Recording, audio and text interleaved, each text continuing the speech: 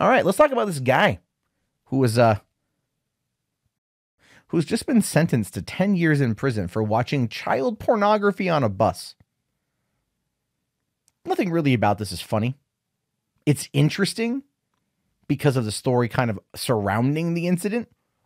But what you have here is a guy by the name of Eric Franklin Rosser, who was formerly a keyboardist for John Mellencamp, although they're not saying John Cougar Mellencamp, they're just saying John Mellencamp, who was actually on the FBI's most wanted list in 2000 after he jumped bail after being busted for running or being part of at least a child pornography ring. Yeah. You know what? I think if you look, I may not be the only one here who thinks this, but if you're going to be rocking around on running a CP ring and you get arrested, perhaps not seeing the light of day again might be the best thing for you, because clearly you're a danger to everyone around you. Now, in Montana, a man who was previously the first child pornography suspect named to the FBI's most wanted list has been sentenced to 10 years in prison after pleading guilty to watching child porn on a bus traveling across Montana. This is true. This guy, Eric Franklin Rosser. All right. Back in 2000, he was living in Bangkok and he was implicated in this CP ring.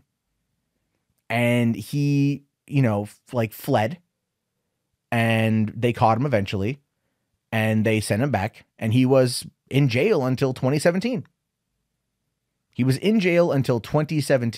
So then in 2018, last year, he was cruising across Montana in a Greyhound and just thought, you know what? I'm in the middle of nowhere. I'm bored. I'm going to watch child pornography on my phone on a bus around other people.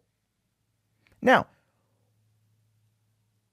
it says here that he was sentenced, or he was arrested after another passenger confronted him for watching it on his computer. Oh, I'm sorry, in July 2017. Not 2018, 2017. So this guy is sitting on, it's like sitting on the bus. Was he just going like the wheels on the bus go round and round, round and round, round? I got a raging boner. Must watch child porn. Like, is that what happened? Probably not, but it just seems to make the most fucking sense. Anyway, so when he was busted, they found he had $20,000 taped to his legs and another $5,000 in his bag. He told investigators he had emptied his bank account. But now he's 67 years old. He's sentenced to 10 years in prison and then a lifetime of supervised release. Well, he'll be out when he's in his late 70s. He's going to go to jail. They're going to know that he's involved in this kind of thing. I don't think he's going to make it to the age of 77, if I'm being fair. People like this disgust the hell out of me. Like, what is it about that level of addiction that you just drives you to it?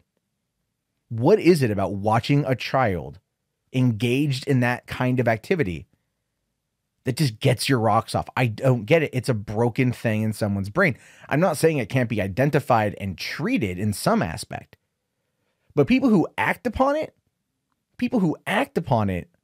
are no better than those who, who profit off of it.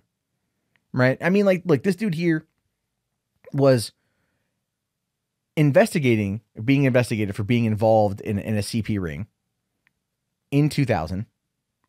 Which means there's an active involvement, enough information for him to jump bail, to go spend 16 years in prison for it, only to get caught again to go back for another 10 years.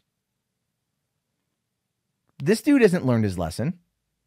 This dude hasn't learned anything. This guy hasn't righted his wrongs. This guy is a fucking monster. I don't think 10 years is enough, man. Chalk it to 20. You know what? Chemical castrate. I don't know. That's the thing with this kind of stuff. It's just terrible. But what do you do about it? There are people out there that just like, chomos get the bullet too. But what about people who don't act on anything? And that's going to be a story we talk about here in a little bit, because that raises a whole other set of questions. But for this particular individual, this Eric Franklin Rosser of Ellensburg, Washington. Do the world a favor. Find a dark hole, stay in it, never come out. And that's just it. Just live there until your time inevitably comes. I don't think the world's going to mourn you when you're gone. Hey, thank you so much for making it to the end of the video. Since you're here, why don't leave a comment? Let me know what you think about stuff. If you want to subscribe to the channel, you can do that as well. And you check out any of these great, fantastic, amazing commentary tracks by me. That's right. I'm not egotistical or narcissistic at all. I'm just your average, everyday, normal YouTuber. Thanks for watching.